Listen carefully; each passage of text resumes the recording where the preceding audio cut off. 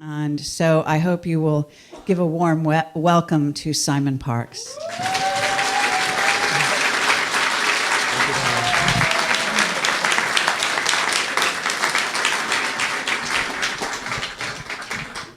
Hello, it's lovely to be back. Thank you very much indeed.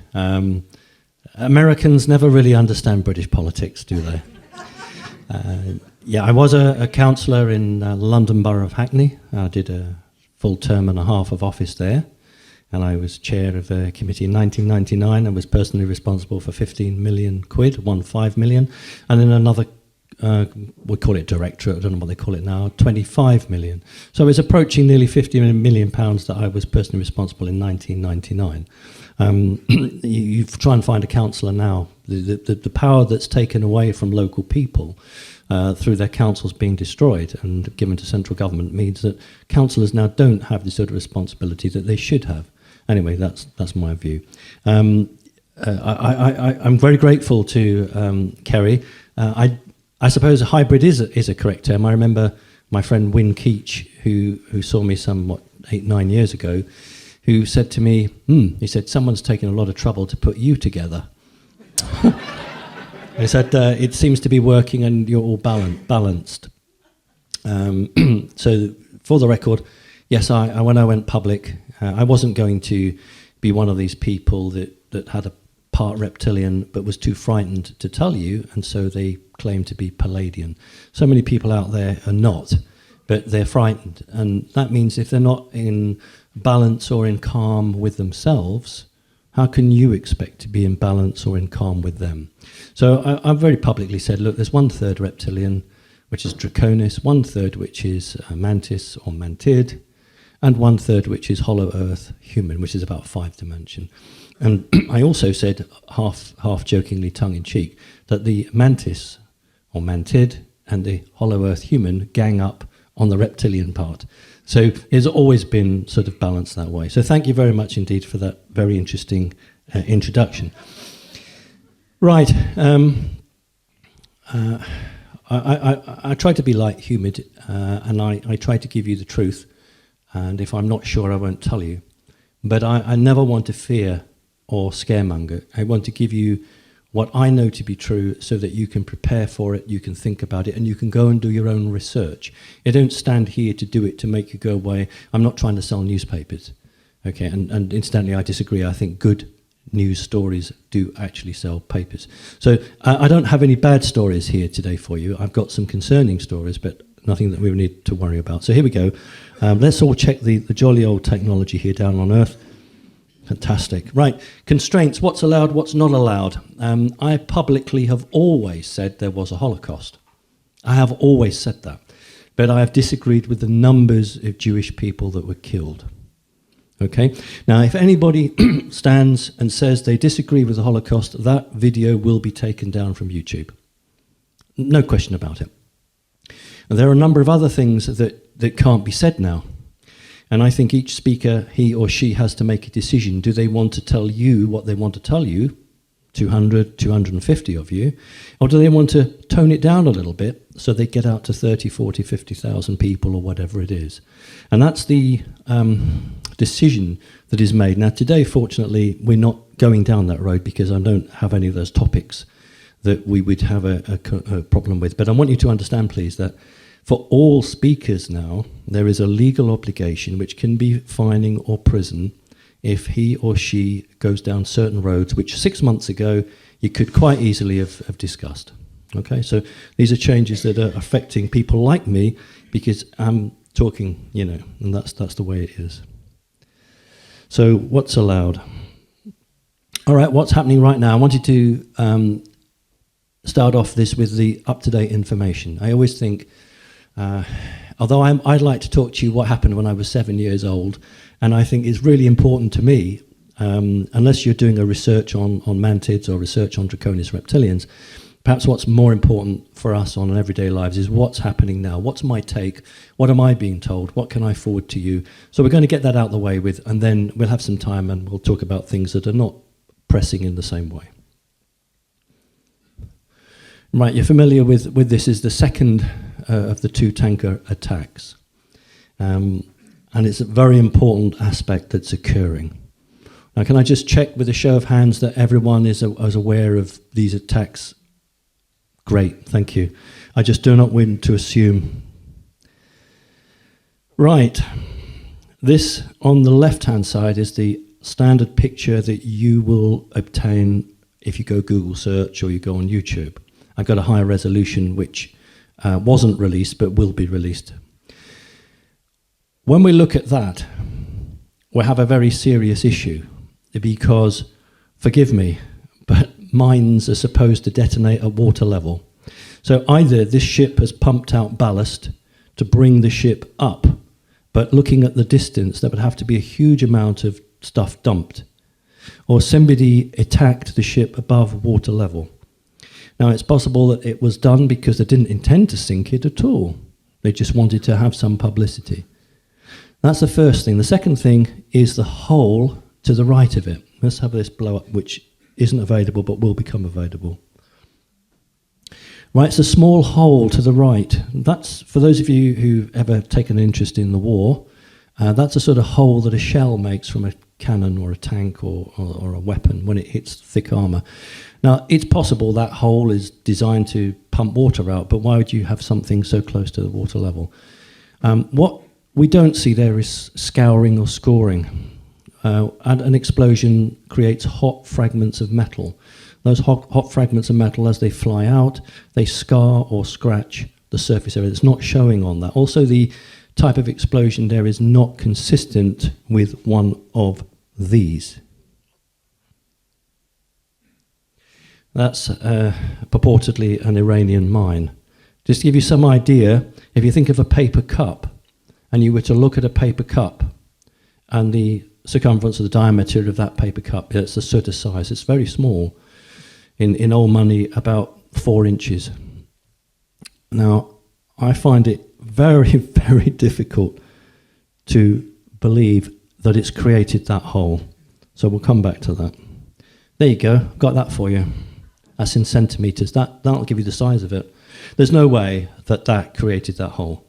But that's what we're being sold. We're being sold that this is the real deal here.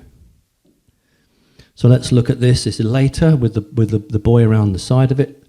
And it's a good high resolution picture, and there's absolutely no scarring hot metal around it. But the metal is pressed in towards the ship, so whatever struck it has come through. Well, there was one report from a crew member, which only made it into the first editions, of a missile coming very close to the water. Ship-to-ship missiles have to skim the water to try to, come under the cover of radar. This, I think, is a missile without a warhead. In other words, the warhead is taken out and you just put a lot of very heavy metal, steel, into the warhead to produce that. It does not look like an energy weapon to me, because if you look here, you'll see the metal's been buckled in. That's a physical thing on a third-dimensional world, where something has come through and forced the metal back. Energy weapon wouldn't have done that. So that tells me a solid shot has been fired and has forced that portion of the metal back. So I don't believe we're looking at a mine at all, because a mine would have blown the metal inwards, not to the side. So I think we've got a missile, ship-to-ship fired, with no warhead in it. Okay. Right, who is behind it? To understand this, perhaps we need to ask what's to be gained. Well, for those of you who have done your research, you'll know that the Rothschilds activated a company just a few days beforehand and bet very heavily on the futures.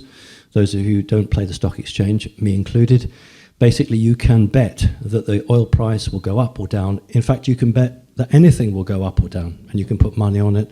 And I once had an uncle who made quite a lot of money betting on the stock exchange and whether it would go up on Monday or down on Tuesday. It's crazy, isn't it? But that's what happens. So it didn't hit, in the sense that the oil futures, although it climbed, it did not go through the roof. So that company, which we know was set up by the Rothschilds, did not gain the money they thought they would from it. That doesn't mean that's what it was about. What that means is that that's a knock-on effect of somebody who knew what was going to happen and so got in on the back of it. And the second one is war with Iran. I'm going to put that with the Third World War and come down to a distraction. A distraction because of what's going on in the United States of America and in other countries. This was possibly a very useful way to distract certain people from actions that are taking place or are slated to take place.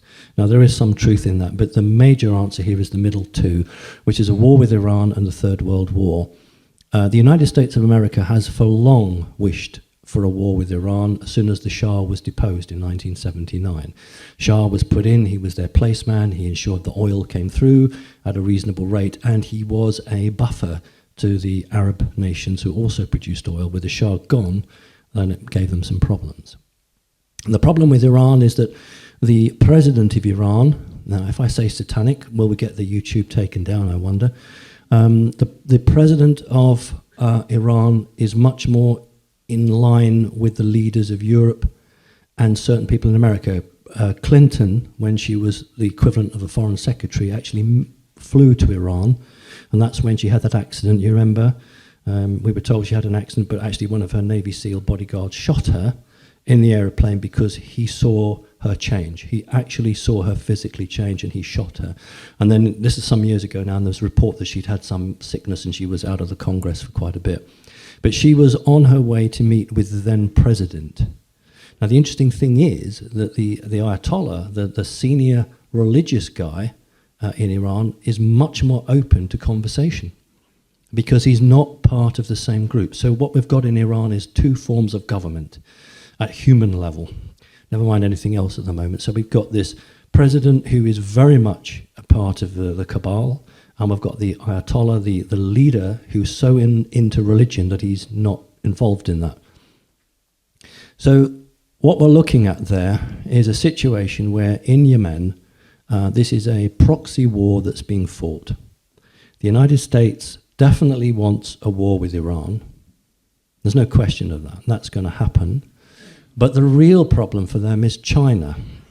China is on the verge of seriously undermining the economic and political clout of the United States.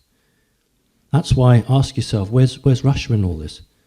Putin has played a very low profile. It's just haven't heard of him. And if push came to shove, Putin would join with the US because China is an enemy to Russia, just as China is an enemy to the US. So what we have is a situation where these tankers were potentially carrying something other than conventional arms. They were on their way, and they were intercepted and attacked. It was not the intention to sink them. That's a really important thing to understand, because that would have gone straight into a world war, would have done. But the incident was to send a warning shot, and you've got the Americans sending warning threats, and you've got the Chinese sending warning threats, and the Iranians working with the Chinese. So that's why it is so serious, because it's not a standard war between Israel and the Arabs. Everybody who knew what was going on knew that would only last for 2 weeks. The 1974, the Yom Kippur War, was just simply for Russia and America to send their missiles and their arms. And then after 2 weeks, they just pulled it off. This is far more serious because there isn't the same command and control structure over this. And there are off-planet entities deeply involved. There is a portal, there is a gate, there are many portals and gates, but there is a gate not too far from there. And they would really like that gate to be open for full access. So we've got a faction of alien that is anti-Russia, anti the present president, and wants to stir things up. And you've got another faction that is, or has been, fairly low-key, but is now becoming more involved. That's why you need to keep your eye on it, because it can only get worse, I'm afraid. Okay. Now, those of you who take the trouble very kindly to come and listen to me know that I usually turn up with a bag full of presents, and I haven't today, I'm afraid. I've just got few. So we have to be very, very careful with the presents today. So who can, for no present at all, I'm afraid, who can name this person we're going to put up on the screen now? Fine. And why is he so important? Attorney General. Why is he so important? He's to the, what do you call it? Indictments, he's got keys, trouble. Classification. Okay. This guy's got a very interesting checkered history. I mean, the bad guy should have so much on him that he should be doing what they want him to do. But he's not. That's the first question we should ask ourselves. Why has he thrown his lot in with President Trump, who in effect has only got a year and a half left of office and may or may not be re-elected? And yet he's very, very strongly siding with Trump. So that tells us something quite important. This man is key, the Attorney General. He has the... there are certain people in the White House that would argue with the highest ranking general, but if they believe in democracy, and we know they don't, but they have to be seen to be believing with democracy, they can't push the man around. Because to attack him too much or to try and take him down is to attack your own edifice of democracy. That's why this man's really important, because he's not political, and he gives President Trump a way to crowbar open or prise open certain things. And you're right. We'll come on to those things about indictments in a minute. But this man is absolutely key. And I can tell you that this man receives one of the highest protection anywhere in the US outside of the president and the president's family. Right, there he is. How old is he? 74? He's ancient. He's ancient. He's ancient. He's ancient. Does he look ancient? Doesn't look ancient, does he? Well, any idea when he was born? Okay, I'm not pronouncing my words properly, which is shame on me. No, when, not where. When was he born? 1942? Wow. Who's that? Who's that? Bill Clinton. And how much older is Bill Clinton? Older than Trump? How many years older is he? 10, 20? How old? How can that be? No, seriously, how can that be? Promiscuity. What? Which way? Clinton's reptilian. Simon, was that his clone or was that the real? That's the real one. That's reptilian. No, well, hang on a minute. Okay, so Trump's 14th of June 1946, and William Clinton, I don't call him the first name because I'm not going to give him that honour. William Clinton, 19th of August. But when you look at the pictures, you have to ask yourself why. Now, if you had been a senior politician, as Clinton had been, and you'd made very many difficult decisions, you could perhaps be forgiven for saying that would happen. But look, that's what Trump's doing. If you, and I've got to be very careful now because the law's changed. I've got to be very careful. But let's say, for instance, a person murders children, does evil, horrible things to children. That person's got to live with a conscience. And as long as you're not a clone, you'll have a soul, though some clones do have souls now, but never mind. You are continually having a fight between the earth, which wants the humanity, and that part of you which is satanic, which doesn't. And one half is trying to expel the other. So the physical body tries to expel the soul, and the soul wants to actually hang on in the body, but at the same time doesn't want to be part of it. So what is expressed physically is what is taking place energetically. Now that is why those two men are the same age, and yet one looks as if he's fantastic, basically, for the age, and the other one looks as if he's ready to die. And that's what I want you to please understand, that when people take part in certain things, it physically expresses itself. It cannot hide it. Right. For many years, there's been the talk about a reset, and before that it was economic collapse. And I, along with many other people, felt that perhaps one of the best ways to wake up the unawake and unaware people would be for them to have some great shock. Because let's face it, the only thing they're going to be bothered about is when they put the piece of plastic in the cash machine and it doesn't give them any money. Or they go to the supermarket and it's we've got nothing left on the shelves. It seems that as long as that operates, people will just about do what they're told. So one way from out of this would have been a very large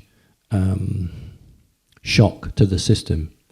The drawback to that is that no matter what we are told, it can't be easily managed. In other words, there's a real potential for a country or a group of countries to absolutely implode and the citizens of that country to be left in a terrible state, which would create a civil war. So what I want to tell you is, my understanding now is that that's not on the cards. The military for the United States of America receives most of its funding through the stock exchange. Most of the money that funds the American military is through Wall Street. If there was a huge economic collapse, the military is not going to get any money. So first on the peg here is that the military don't want a collapse. President Trump came to office saying he'd make jobs. Well, if it financially collapsed, there won't be jobs. So what I can tell you is the information I've received is that they've just about pulled it off. There will be no economic collapse. It was very much on the cards 2, 3, 4 years ago, very close.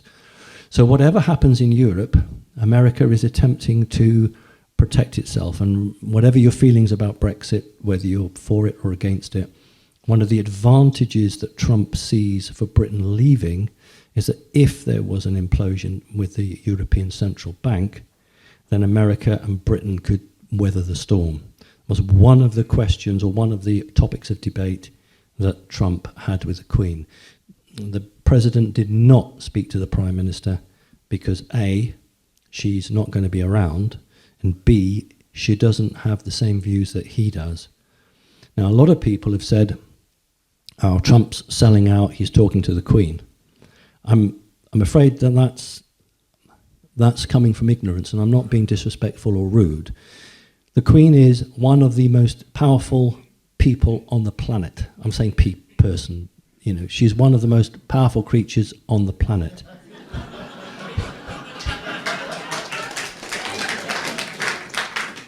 And what Trump's got to do is he's got to do a deal with her. He has to, because she is so influential. Look, Nazi Germany lost the Second World War because it fought on more than one front. It was fighting on one front against the Russians, and the Russians were winning, but only just. So if you have got an agenda to try and bring some good, the last thing you want is to be fighting in every corner. You want to just concentrate on one battle at a time.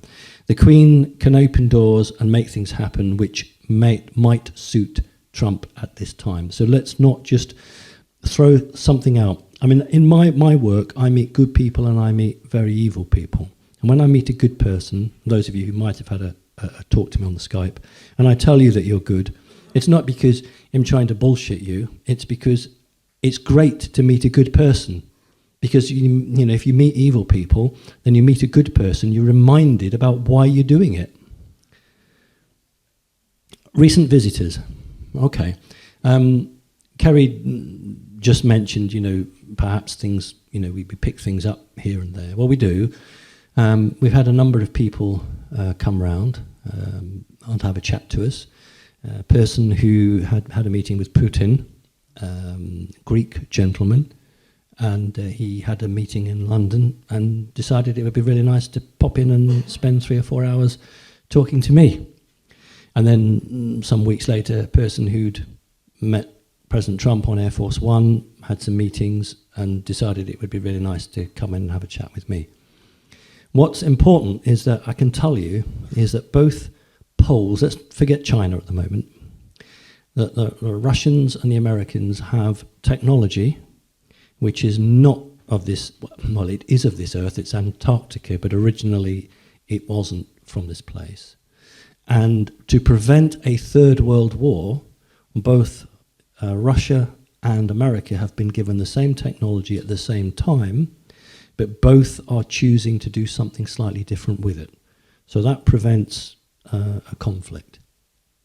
And we were talking, Mark Steele and I and some of the others, a little earlier, talking about electric cars and how bad electric cars might be. And why is it that, someone like Elon Musk can raise up huge quantities of money for electric cars and they just don't work. And year after year after year, they're posting eye-watering losses. And yet if anyone else did that, they would be closed down. So we know they're being bankrolled. We've been bankrolled because there's something not quite right about an electric car. And those of you who have a hybrid or electric car, I'm not, talking to you, I'm not talking about that, I'm talking at the wider level. Both Russia and America are on the verge of producing a material that will mean that fossil fuels do not emit pollution. Now, I know we'd like what the Americans call zero-point energy, free energy, but at the moment, we're not going to get that. With corporations and the control of the system, there is absolutely no way. And anyone who dreams of that, I'm sorry, you're not living the real world, because in order to get that out, we have to change the way this world is governed. So, we hear about people who've discovered it, and I'm sure they have, and then they have some idea about how they will sell it to you. Maybe you'll buy it from them online, or maybe they'll do this. Do you really honestly believe that any corporation in the world would allow somebody who had a technologically advanced form of energy, would he be allowed to sell it to you? No, absolutely not. Tesla was the proof of that, the real Tesla. So at the moment, there are on this planet a large number of people who have this technology, but there's no way to bring it to market, not and live. If you're a corporation and you have a huge investment in oil, say 10, 20 years ago, what you do is move to wind power. And all they did was replace nodding donkeys in Britain or America or oil derricks with huge poles with windmills on them. So it's exactly the same thing. It's we, the corporation, own it, not you, the people. So all they did was they just jumped from one to the next. Think about smoking cigarettes. What did those huge, powerful companies do? They just jumped to the vape machines. So what is on the cards in the next 2 years is diesel and petrol that produce zero emissions. So for those of you who don't want fossil fuels, I'm sorry, from what I'm seeing, that there will still be a huge market for fossil fuels, but there will be no pollution. It's the death of the electric car. Because why would you have an electric car if you can have a petrol or diesel car that they can't tax you on because it produces no emissions? And that's absolutely genuine. Both sides, both Russia and America, have that at the moment. Okay, the Russians are using it somewhat differently. Why is Putin so quiet? He is very quiet at the moment because he's watching the West decide who's running it. Is it a satanic force, or is it the people through a different force? That's why Putin's keeping a low profile on it. He doesn't need to be drawn into this. This is not his Kabbalah fighting. It's the Western side. Putin is also very clearly aware that China is the main enemy, and if America can deal with Iran, it makes it a little bit easier for Russia. So the very fact that Putin is being quiet should tell us quite a lot. At the moment, there's a war going on, what I call the non-military satanic brotherhood and the military. For the last 20 years, I know most people haven't spoken about this, for the last 20 years, the US military has worked tirelessly to remove as many satanic individuals as it could from the military side, not the political side. It hadn't got control of that. And after 9/11, it was the final straw. They decided that they would take back the country. It was 9/11 that did that. And their real bugbear was, of course, the Bush family. And they began to purge senior military. And if you can remember, Obama sacked a number of generals and Navy people because they were basically saying to him, we're not going to follow you anymore. So he removed them. And what Trump's been doing is working with those retired and non-retired military people. So this is a war that is taking place. Right, I want you to watch this. It's not new. It's a few weeks old, but this is an element that you've not seen. Okay, why it's really important is that I said to you there's a war going on, but it's not a war that we would understand and we would see. The people who saw that were aware something wasn't right. And certainly there was a warning that was sent out, but the warning that was sent out at the moment of the attack. The building that was a cultural centre was just a cement building, basically. And it was, as they say, slated for demolition. What we believe is there was a very nasty biological weapon that was stored in there. When the building would have been hit down with a ball and chain, it would have absolutely spread that all over the city. That's why they went in and raided it. Now, we haven't got time, but you can now, this has now been posted. And you will see them coming out, the troops coming out, carrying huge metal containers, carrying the bioweapons. And also there's a clip in there, which is not CGI, where you'll see troops appear to disappear, as if they have some form of camouflage suit. And the last time we saw anything like this was on Al Jazeera in Afghanistan, where they managed to show a clip of an American soldier running to a tank, and then he just disappeared. So there are these camouflage suits that are available, and they were used on that raid. So if you go home and you have a look at that, then please watch it right the way through. But it's true. It's not a joke. It's not fake news. That's real. It was a biological weapon held there, and they wouldn't have had to detonate a single bomb. As the guys smashed the place apart, it would have released the contaminants. And that's what I mean by a war going on. All right. So what's with Julian Assange? We all love him, really. He's like Father Christmas now, isn't he? What was interesting is when he was carried out from the embassy. Do you remember that? What? Yes, shouting. What was he shouting? What was he shouting when he was carried out? All I ever wanted to do was tell the truth. Fantastic. Present for you in a minute. All I've ever done through my life is tell the truth. That's what he said. Now, go back and watch the YouTube clips. Look at the policemen all standing around smiling. It's a complete setup. Absolute setup. For the good reason, not a bad reason. When the police are removing somebody from a foreign country's embassy, they don't stand around smiling. It's very serious because this is another country's soil. And the legal technicality here is that he was carried out so that no part of his body touched the ground. Because if it had touched the ground, then English or British law would have had to come into play. And I put a message on the site sort of soon after that saying, right, if he's extradited to Sweden on these sex charges, the bad guys have won. If he's extradited to the US on spying charges, the good guys have won. So let's see where it goes. And he's been extradited, going to be extradited to the US. So the reason for that is that in his head are codes which he has information to, which President Trump wants. This man has been sitting on information, and this is the deal that's been done. So if he goes to the US, he's going to have some information on people. So that's why he's got the thumb up. And the other bit is quite interesting. I'm sorry that it's not so clear. There's a little trick. Every photograph that we get as the members of the public have not come through by chance. Everything is stage managed. Look at this guy here. Who might that be? William Barr. Is the right answer. Looks like it. We can't say it is.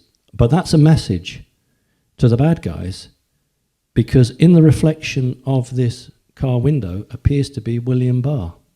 So any of the bad people looking at this now have the impression that William Barr is behind all the legal stuff, moving things around. It's very clever.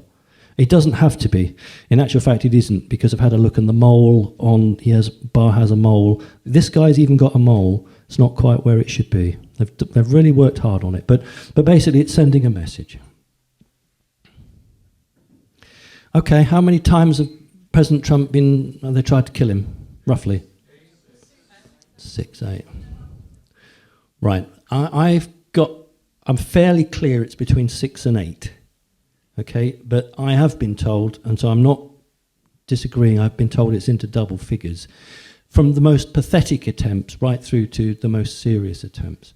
I can think of no other president in America's history that has so many attempts. Even Adolf Hitler didn't have that many attempts on him. So this is absolutely outrageous. And I know it's difficult, but if you can try and listen to some of the times when Trump's talking, he is dropping not code words in, but his words. If you can read between the lines, I'll just paraphrase for you. He just before the last week, he said of Hillary Clinton how many emails were on her server, her computer, and all the rest of it. And he said, look, if Donald Trump had sent one email on a White House computer that was personal, if he'd sent one email, and he said, and it was just to my wife saying I love her, he said they would want Donald Trump in the electric chair. And the audience laugh. They don't understand what he's saying. What he's saying is, I want Hillary Clinton in the electric chair. Now, that's actually not a joke. He actually wants that. Because what I can tell you is that no matter how many attempts on Trump, there have been a real attempt to kill his family. And that's the point that Trump decided he'd had enough. So what you want to look for is any court case that either takes place in an American state that has the death penalty, like Texas or some of the others. There are not that many now. Or whether it's done through a military tribunal. But basically, if he's seeking the death penalty, then he will seek a court case against certain individuals in states that still have the death penalty. So he's basically coming out saying, I am looking for the death penalty for certain people. That's an important point to understand, because when we understand that, we understand why the other side are doing what they're doing. Right, what's the wall about? When it was first built, it was a concrete wall, and those of you who've seen the early ones that were built and the highest checkpoints. And, he's not a fool. He used the word wall deliberately. He had no intention of building a wall. He had the intention of building a barrier. That's the wall, or part of the wall, and that's why it can be done a lot cheaper. What do you notice about that? It does look like a snake, doesn't it? What can we notice about it? Lots of concertina wire. It's got wire, yeah. What else can we notice about it? Wooden. It does look a dragon. What's it made of? No, it's not made of concrete. That's the whole point. Steel. Fine. Good. Right, what I want to tell you all is that the last 3 years plus, this is one of the reasons for all the steel deals going on between Canada and America, something's been done to all the metal. The steel that's being used in the wall will be slightly different from the metal used elsewhere. And now, I don't know the technology, I've not seen it. But apparently, so I'm told, it would be possible to generate a wave from somewhere in America which would resonate off the length of this wall, which would come back and do something to knock out the effect of 5G. Now, that's why I've said time and time again, my concern is never for the citizens of the United States of America. My concern is for Europeans, British, etc. I know for a fact, what I definitely know is that Trump is aware that 5G is not what we're being told. Okay, I've been absolutely 100% tell you that Trump's had a number of briefings and knows that 5G is not good. So this, like many other things, will play a double role. So I just want to let you know that he is aware of that. And it does rather fly in the face of people who say that Trump is a shrill or he's this and that. I can tell you that he's not. Right. I'm really happy to do this because I often get told, you don't talk about aliens enough. You never talk about aliens. You used to talk about aliens a lot in the old days, and you don't do it anymore. So I can't not, because look, it's the 4th of July very soon. This is Mexico. Not New Mexico, of course, but New Mexico, and the 4th of July 1947. It was just before that, but anyway, here we go. I want to show you this. It's really important because you must please understand that Trump is incredibly knowledgeable, absolutely knowledgeable. And those of you who are aware of this, do you know what he's holding in his hand? They deal with Mexico with writing on it. Fantastic. Anybody from Britain know a bit more about that? Okay. You see? Right, he did a deal with Mexico. Basically, everyone was saying to him, "You're a horrible man because these poor migrants, the women and children, they're coming up, and it's awful." And so what he did was he said to the Mexican government, "Unless you take control of this, I am going to stick 5% tariff on all of your goods." Within 12 hours of that threat, the Mexican government had frozen every bank account of every trafficker in Mexico. So that tells me that the Mexican government were fully aware of who, because otherwise how did they get hold of them? How did they freeze their bank accounts? So they've closed down the bank accounts of all these gang masters who were bringing these poor unfortunates, and they are victims. Don't get me wrong, don't misinterpret me. These people coming to Mexico, coming from Mexico to the border are victims, but they're being manipulated by somebody much more powerful with a lot of money. So this is the exciting part. So he stands there and he shows you this.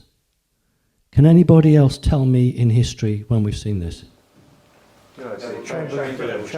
Chamberlain is one. Well done. That's not the answer I want, but it's well done. Look how he's holding it.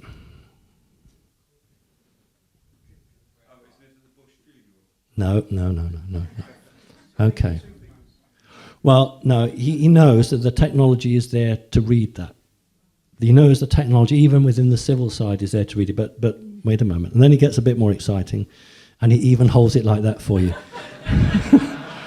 But this is the point that I don't think anyone else has picked up on. Here we go. You ready for this? What's that?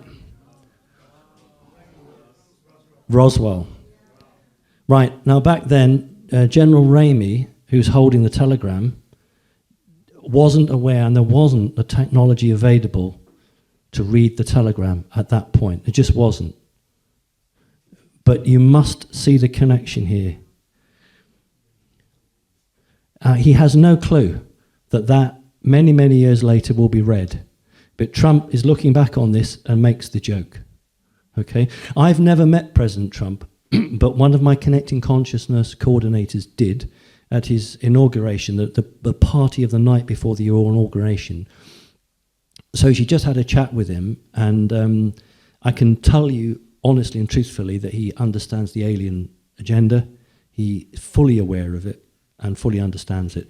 And I'm jumping ahead a little bit, but of course, John F. Kennedy, and I forget whether he was a senator or a congressman, but he was one of the few to receive the secret report from Roswell. He was a very young congressman, I think, and he was one of the few to receive it. Now, if there is a real connection, and we're coming on to that, me and time, but if there is a connection, this is why Trump is doing this. Okay, so here we go. So I do have to talk about this. That is a photograph blown up, taken in 1947. And you couldn't do anything with it in 1947. Now, those of you who I can just move across, you are aware of this. Have you seen the digital transaction of this? One has, two, three. It's worth me doing it then. Right, so that was it. There we go. Nothing happened. And then, many years later, by sticking all that into a computer, you can read it. Could everybody read that? I'll give you a moment to read it. I'll read it out, okay. Right, so it says the Army Air Force acknowledges, this is on this letter that General Ramey is holding, okay, it's a telegram, acknowledges that a disc is the next new find west of the cordon. At location was a wreck near the operation at the something in addition a pod, and then the word aerofoil. And it says the ranch, we know that's Brazil's ranch, the ranch and the victims of the wreck you forwarded to I think it's the CIC team at Fort Worth, Texas. Aviators in the disc, they will ship for A1 Army Air Force with the visitors, and by B-29 or C-47, Wright Air Force Base will assess the airfoil at Roswell. I can't make the rest of it out. Then the CIC, which is the very early CIA, before the CIA was created, the CIC was their secret service, but it was very much part of the military. The CIC team said that the misstate, that's an American word, we don't really use it in the country, it doesn't mean mistake if you misstate something, okay? So the misstate, meaning the story, etc., etc. Today they will send out a PR on the weather balloon, would work far better if the photographs were used showing the land drain cruise. Right, so basically what that telegram does is show that Roswell was real, that a disc, a craft was found, but another part, which is the escape pod, and it calls it the escape pod. This is the escape pod that was separate and had the end part blown out of it, and 3 aliens, greys, Orion greys, fell out and were found on a debris field. So that's absolutely proof that Roswell is real. And what Trump is doing, for those of you in the know, and you are now all in the know, he's giving a nod to that. And the trick here is, of course, this was New Mexico, and he's doing a deal with Mexico. They just couldn't let it go. It was just too much fun. He's a clever man. He's a very, very clever man. Don't ever misunderstand him. And I feel so sorry for Jesse Marcel, who was a major. If you look at the eyes, I know it's difficult at the back there. He's lying. And, how could a major mistake the pieces of tinfoil for a weather balloon for 2 or 3 lorry loads of very interesting debris which had to be flown out? I don't think Win Keach would mind. Win Keach was a Royal Air Force pilot, used to fly Jaguar aircraft, ground attack, and Tornado air superiority fighters. And as an RAF guy, he had access to certain things, and he was able to ascertain that indeed certain aircraft did leave a certain number of airfields with this material in, and that started his long journey of battles with the authorities. So that's why Jesse Marcel looks the way he does, because he's been asked to lie. He was rewarded, of course they always are. I think he was a general, but he got rewarded upwards. And there again, he's finding it really difficult to have to carry the lie, because what he's saying is that what I saw was only that. And this is exactly what the Telegram says. Your story or your misstate is going to fare so much better if you get some crew getting the old weather balloon together and you show that. And that was the publicity photographs that went round. All part of this deception. Now, those of you who remember that the Roswell newspaper carried the fact that a flying disc had been found, and then the next day it was retracted, there's a little bit more to it than that. I know this isn't the subject of my talk, but there were 2 crash sites, major crash sites, and the public were aware of one, but they weren't aware of the other. And so when they advertised where the site was, that was deliberately to draw the attention away from the true crash site from their perspective, because they had a nearly complete craft. We have a problem because even the most wonderful organisers and investigators can't decide whether it was something like that or it was something like this. I don't like that one because the sort of struts on the side are too human. I much prefer this one, which is much more realistic. In fact, it was a subject of a model that a company called Testers, out of business now, made in the United States. You can get them on eBay, just. And that's much more like it. And this is the pod. In old money, about 12 feet long, contains 6 to 8 greys. The female pilot would be at the back. She's the only one with the soul in her body. All the others are clones, no soul in them, none required. We know that they come from Orion because when they were found, the archaeologists described them holding boxes. You can call that the Orion cube or the Orion box. And this is part of their mind-bending time control. So we know it's from Orion. So there we go.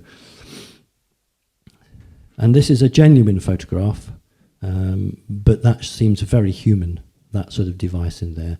So we want to talk about back engineering. This is from the Roswell Museum. I had to put this one in. It's not accurate. They're the wrong sort of greys. They're tall greys, but they are very much like Whitley Strieber's grey. They remember on the front cover of his book. So they're absolutely genuine in the sense that I would call them a tall grey, but they're not the same creatures that landed in Roswell. Here's a really good representation, and that's much more realistic. So that's what you're looking at, something about 3 feet tall, interestingly enough with little nostrils. That's quite interesting.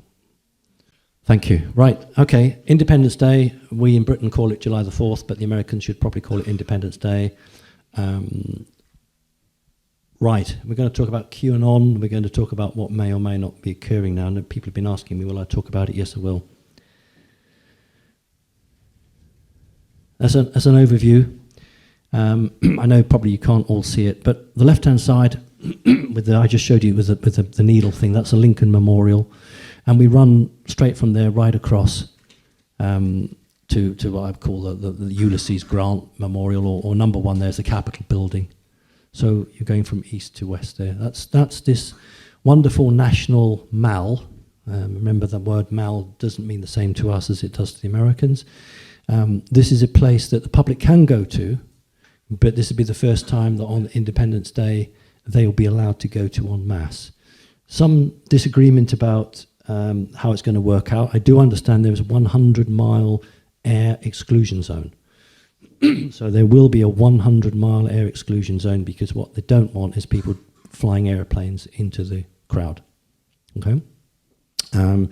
There's no way that the police on their own can manage that, so I'm expecting military personnel to be there frisking everybody down. You're not allowed to take a weapon in of any sort into this group.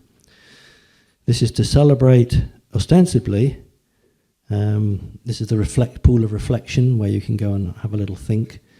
To think and talk about the wonders of the United States of America, and I'm absolutely being honest with you, and to celebrate the fact that America is the greatest country on the planet. Right, conspiracy theorists. Where does the word conspiracy theorist come from? CIA. 1964. Fantastic. I'm running out of presents. I'll read it.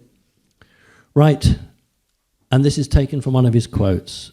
For we are opposed around the world by a monolithic and ruthless conspiracy that rules out covert means of expanding its spheres of influence, infiltration instead of invasion, subversion instead of electronics, intimidation instead of free choice, guerrillas by night instead of armies by day. It is a system which has conscripted vast human and material resources into the building of a tightly knit, highly efficient machine that combines military, diplomatic, intelligence, economic, scientific and political operations.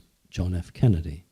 So when Kennedy was assassinated, to try to cover it up, that is why the CIA coined the phrase conspiracy theorist. So it was all to stop people talking about the assassination. And now look how that word is used to smear anybody who tries to talk about a topic that certain elite people don't want discussed. Right. This is the burial place, and as you can see, it's done in a large letter Q. This is the reason why it's got the label QAnon. This is the whole point for this. So there is the great man himself, and there's John F. Kennedy Jr. Okay? Okay. Who is Vincent Husker? Who is he? JFK Jr. But is he? But is he? the real one. He's the real one. There's a real one. In disguise. All right. Well look. If I look back, and I was saying to people earlier today, if I look back on my life and I think of the way that I was brought up, you do not show your asset. If we accept that the person who attempted to or did murder the young Kennedy is still alive today and in high political office or reasonably high political office, would you really bring out the person who they authorized to be killed 20 years ago and show them round? Doesn't make any sense. That's the bottom line. So either we're looking at this really is Mr. Kennedy Jr., or it's a group of people who have just got together and decided they're going to have some fun, or it's a group of people who are being organized by Mr. Trump. Because this guy gets everywhere. He gets everywhere.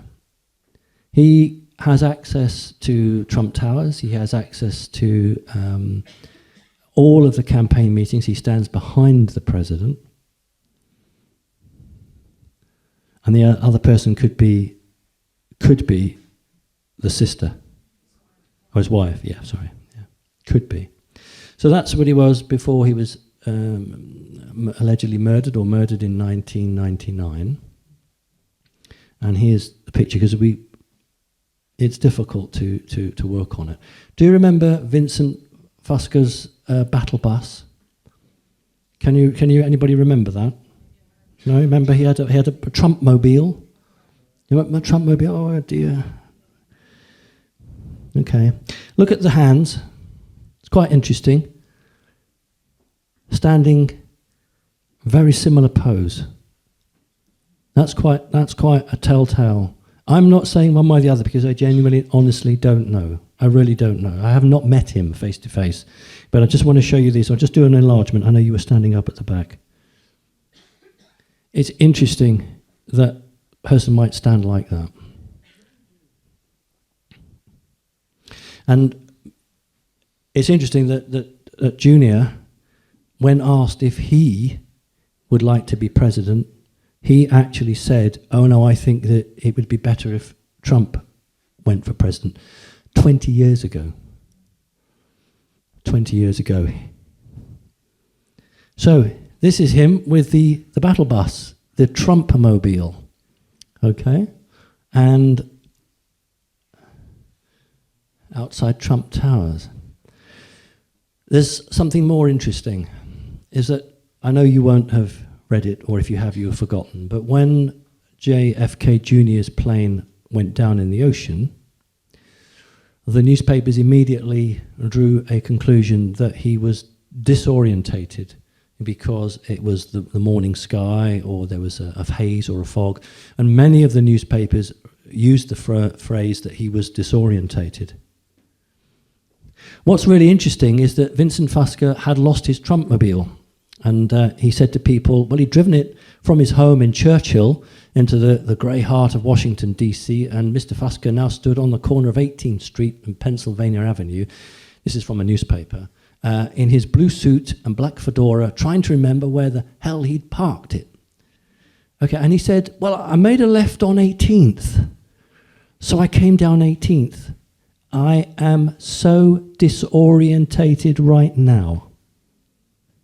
So he's deliberately using the words that the newspapers used for the death of Junior by saying that he was flying the plane, apparently, and he was terribly disorientated. So either, ladies and gentlemen, we are really in the presence of John F. Kennedy Jr.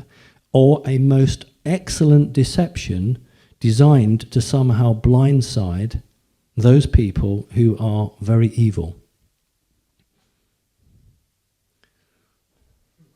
And here's a fancy dress party with him behind it. So he has a lot of backing. So even if this is just a group of people, and there isn't any truth in this element of QAnon, he is being supported at the highest level from the good side to be a counterbalance. Now, remember that Junior and Trump were very close friends. They really did get on very well together. Are you saying he's Q? I've always said that Q was a group of people and a supercomputer. I've always said that. There are people that say that Trump is QAnon plus, and that JFK is Q. I cannot say that because I genuinely don't know. I really, truthfully don't know. When it's occult symbols, Q means witch. And that's why he talks about the witch hunt. You're absolutely spot on, because I'm that's... thinking witch as in witch, but etymologically witch and who. Yes, but they use it as WITCH, and that's why Trump is continually going on about the witch hunt, because you're exactly right. Because he knows he's dealing with black magicians and black magic, and if you have a knowledge of that, then yeah, you're exactly right. I mean, I don't know if you have the knowledge or whether that was just coincidental. Good. Right. What is this aeroplane? Air Force One. Ah, right. When is it not Air Force One? I'm going to have to go home. This is the most up-to-date... You're absolutely right. It's only Air Force One when the aeroplane has the president on board. It is not Trump's aeroplane, it is the office of the president. You'll be interested to know that during July the 4th, Independence Day, this aeroplane is going to fly overhead, although the president will be on the ground. Either John F. Kennedy Jr. is alive and is on that aeroplane, symbolically flying over, or it's an excellent ruse to make the bad guys think that he's on that aeroplane flying over. Why on earth would you fly that aeroplane over when you're not in it? So it cannot be advertised as Air Force One. You're quite right, that's why I'm asking you. So when the tannoy comes on and says, you know, all the fighters are coming over and the person's naming them and which Air Force base they're from, when that flies over, you can't call it Air Force One. But you have to ask yourself, why would you fly that if your president is on the ground? It's very interesting. Right, I don't really give enough talk on this, and now I think we've reached a point structurally within the organisation that I can. I created an organisation, Connecting Consciousness, and like any other organisation that sought to be spiritual, it was attacked by sometimes satanic, sometimes people with ego, sometimes people who are greedy, who wanted to make money out of the organisation. And, you know, they fall by the wayside. We are a voluntary organisation and don't even charge a membership. Don't even charge a membership. Now, at the moment, in Great Britain, we have, and I'm going to have to include Southern Ireland and not being part of Great Britain, obviously, but we have groups with coordinators in Ireland, Scotland, and within England, East and West Midlands, the southeast of England, the east of Midland, the northeast, the northwest, the southwest, and London. So each region now have groups of people who either meet physically together or online and have coordinators who once a month Skype in and give the report from each group. We have these countries with exactly the same: France, Germany, Spain, Switzerland, the USA, that's huge, Canada, Greece, Belgium, Norway, Denmark, Sweden, Finland, Netherlands, Australia, New Zealand, and Argentina. All of these countries have people who are members of Connecting Consciousness, meet regularly, either online or physically, and have coordinators, and once a month have a meeting, and all these coordinators give feedback of information to me, how they're doing, what they're doing. I went down this road because I looked at other people and what they've done, and you've heard me say this before, who tried to use the system. So, you know, David Icke, television, radio, internet system, Dr. Stephen Greer, a film, and they wanted to change the world. I've no doubt for good reasons, absolutely. But the system is designed to protect itself. And as soon as they engaged with the structures of the system identified them as someone trying to change, and so stopped them. You know, bank manager, accountant, all of these positions of responsibility and power activate the fourth dimension. And that's why people like Stephen Greer's film did not have the great impact he hoped for, and that's why, God bless him, David Icke was marched out of his own studio. Can you imagine being frog marched out of your own studio? And you'd raised £250,000 or whatever it was. Maybe I've said too much, but he raised a lot of money from donations for good-meaning people who did not give money so that he could be pushed out of his office. So I went down the road of building on people's hearts, because that's not a structure. It can't be taken down like that. People's brains can, their minds can, and so ego and greed, satanic energy come into play. But we now have a structure across many countries, and those people meet, they support each other, they talk about, you know, what's important to them, they share links, they share ideas, we have group meditations.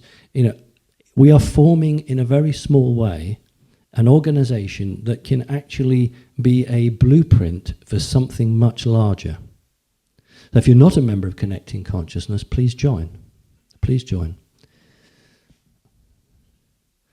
And that's the end of my talk. Now, I am happy to take some questions, because I understand there was no questions in on Saturday. Thank you.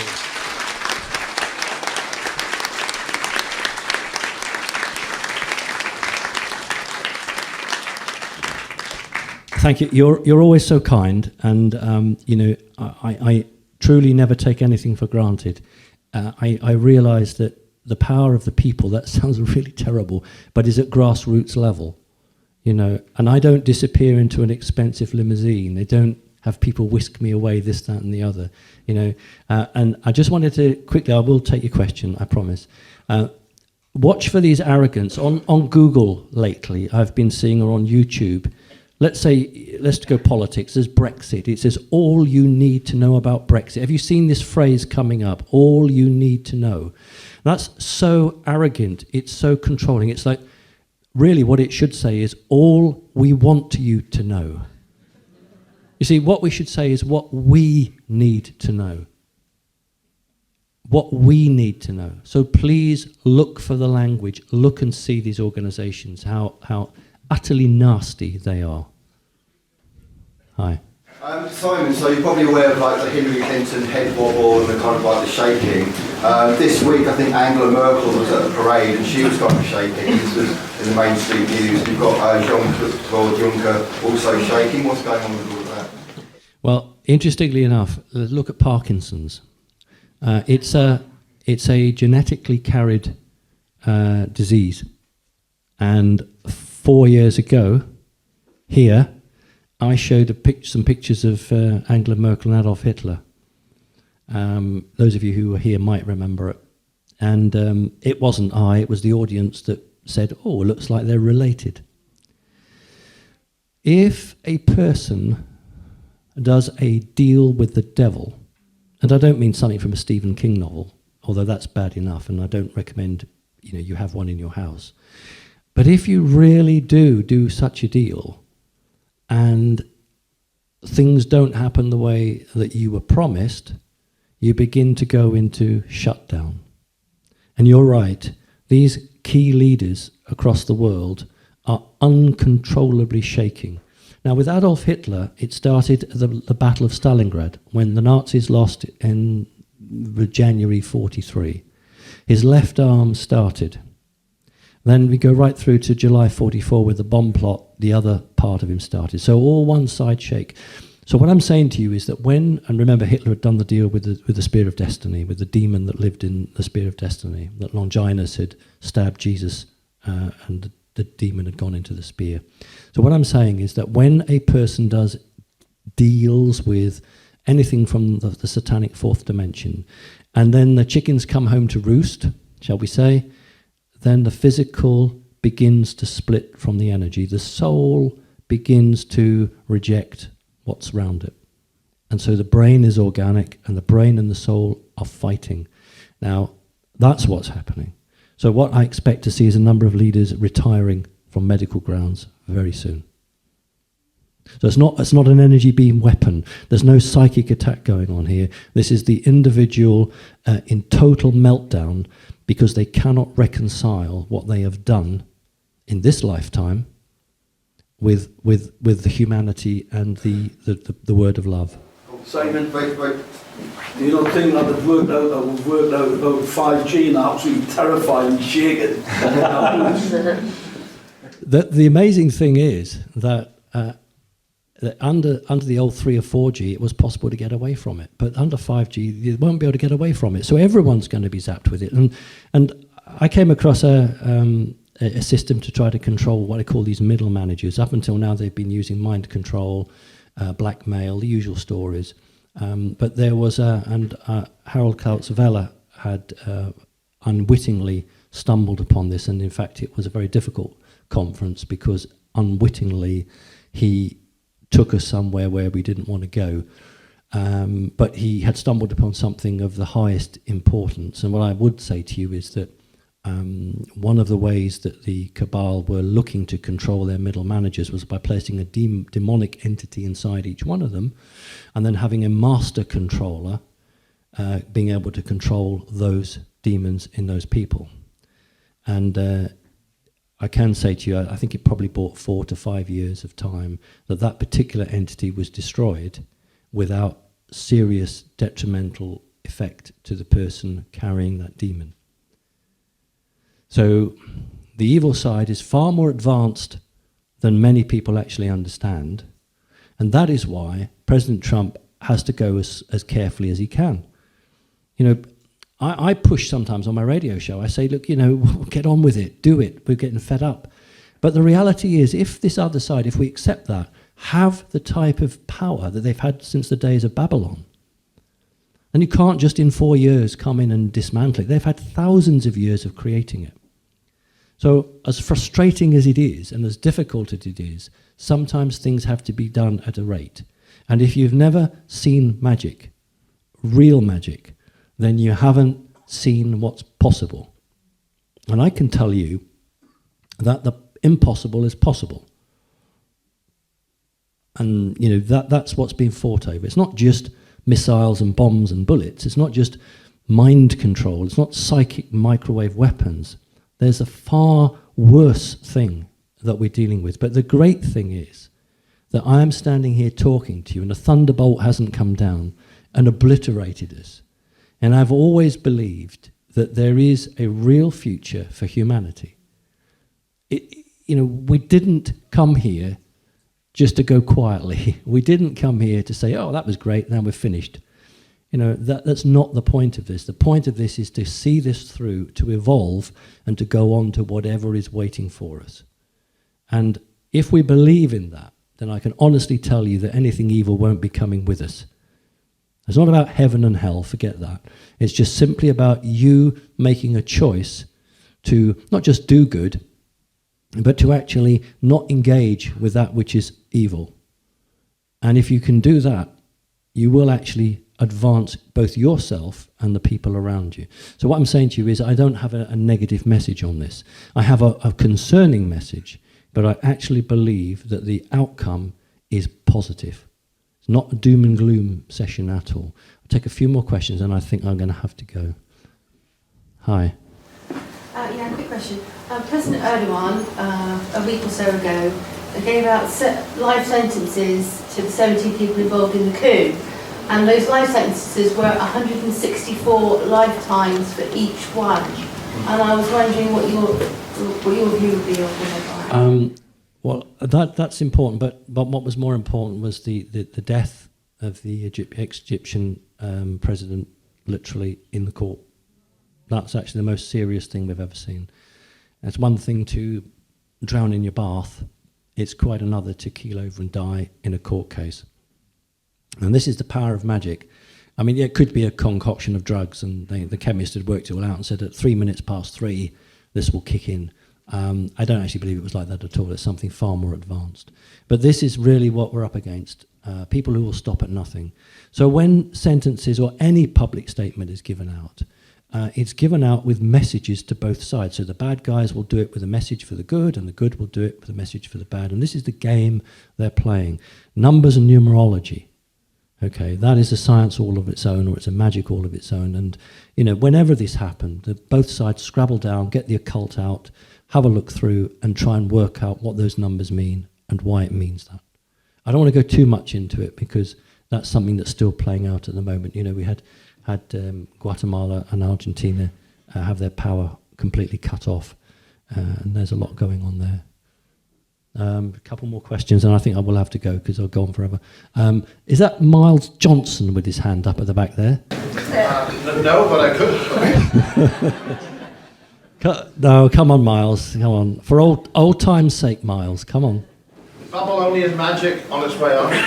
That was on quick. What is Miles looking like? Babylonian magic. All right, let's talk about that. Yes, interesting about that. It's not the beginning of it. It was the first place that it was hooked into. If we accept, and I certainly do accept, that Atlantis was a divine feminine culture, it was totally run by the females. And for those of you who perhaps not had the knowledge, basically a female would stand by a crystal. This could be anything from 6 feet to 12 feet tall. She would stand by her crystal that she was biologically connected to. We might say a DNA connection. Her physical body would remain at the crystal, and she would go up into the other dimensions.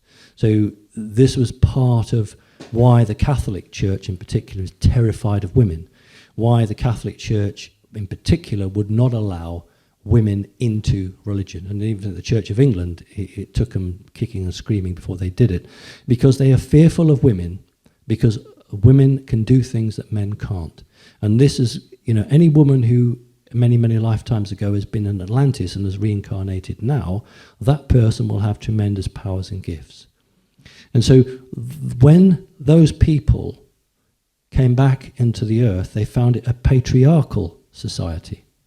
So there were no females in positions of responsibility. It was a male-dominated. So what did women have to do to be taken seriously? They had to incarnate into a male body. As soon as they did that, we got the fraction between the male and the female. And so what Babylon, we associate Babylon with, is a form of magic which did not exist prior to that. No, Assyria came before Babylon, but Babylon was the time when these individuals incarnated into male bodies and became what we call the priesthood, which we associate with ancient Egypt. You've already had a question, Miles. What's your thoughts on Boris? Boris? No, it's a really good question. Had anybody else spilt red wine on the sofa, then it would not have been recorded and sent to the newspapers. Also today you're aware that they're now saying that Boris Johnson is a member or has close associates with a right-wing organisation. Boris Johnson is like Donald Trump. They are uncontrollable. The elite wanted either Gove or Hunt. So they're trying desperately to destroy Boris Johnson's chances simply because if he becomes Prime Minister, they won't be able to control him.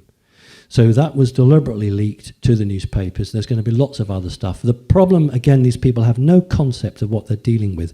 There are 160,000 paid-up members of the Conservative Party, 72% of which are over the age of 55. None of them will have a problem with Boris Johnson being a member of a right-wing organisation.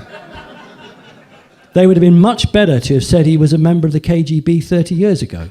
But they're stupid. Now, that's a point. The second point about the red wine, there's symbology here of blood, you see.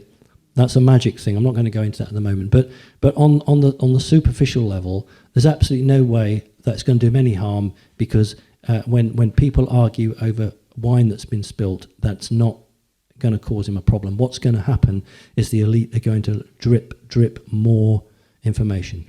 So I don't think he's either. I think he's just out for himself, and I don't mean that rudely and nastily. I think that he's a survivalist.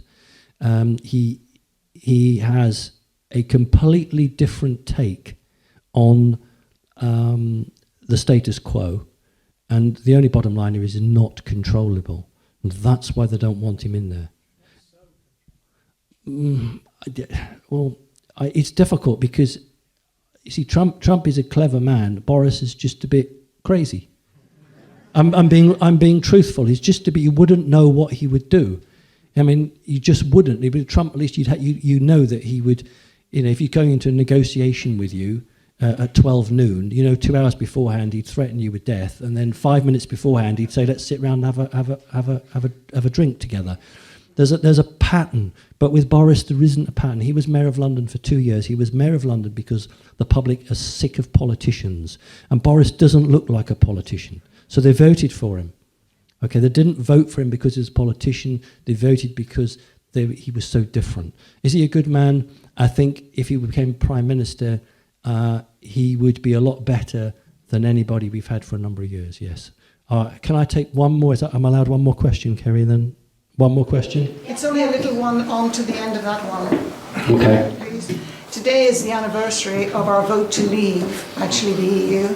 Yes. And I just would like to know your feeling on we managed to vote to leave and how it will influence what was going on in Europe to remove ourselves from something that was not a positive experience. Right. Okay. Well, I voted to leave, so I'm telling you exactly before I answer your question where you know I'm coming from. I think the key point here is the Brexit Party. That's all that matters politically, the Brexit Party. Because I know that if you add up all the votes for political parties that want to remain in Europe, they're greater than those that want to leave. Not by much. It's only about 3 or 4%, but they're greater. But the point is we have a first-past-the-post system in this country, which means that as long as 3 or 4 parties all stand on different platforms, they'll split their own vote. There's only one party that says, oh, no deal, and that's Brexit Party. Now, Peterborough by-election, they've got to move the writ very soon. For those of you who are aware, the Tory Member of Parliament has had a majority of 5,000 at the last election, but this previous one, he's pushed it up to 8,000. and he's been slung out. So there's a by-election coming. Brexit, watch it, because 66% of that constituency, Brecknock and Radnorshire, I think, voted to leave. So if Brexit Party get their first member of parliament, you can be absolutely sure that Boris Johnson will go to Her Majesty the Queen and say, I wish you to prorogue Parliament, please, close it down on the day that we're supposed to leave, and there'll be demonstrations, there'll be members of Parliament knocking at doors, but basically that's the only way they'll do it. So if Brexit Party win that by-election, then there will be a no deal, because it's the death of the Conservative Party for 25 years. Any other answer? Listen, I'm going to go. It's absolutely lovely. You know how much I love to come and see you. Thank you. Thank you so much.